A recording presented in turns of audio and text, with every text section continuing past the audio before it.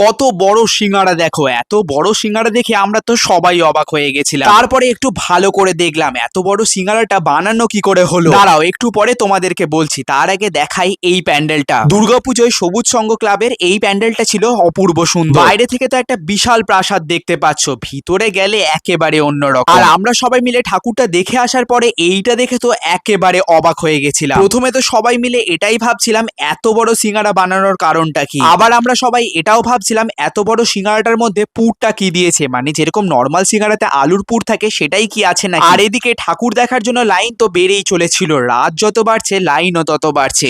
আমরা তো ঠাকুর দেখে বেরিয়ে পড়লাম, কিন্তু ভিআইপি পাস ছিল বলে তাও রক্ষা, না হলে ভিড় দেখেছো তো আরো সময় লাগতো। তারপরে এসেছিলাম গরম গরম চিকেন পকোড়া খেতে। এখন আমাদেরটা রেডি হচ্ছে আর আমরা অপেক্ষা করছি। এই দোকানে চিকেন পকোড়াটা বেশ ভালোই করে, আর বৃষ্টিকে আজকে প্রথমবার খাওয়াবো, আশা করছি ওর ভালোই লাগবে। ইচ্ছা তো করছিল সিঙ্গাড়াটা খাবো, কিন্তু খেতে পারলাম না।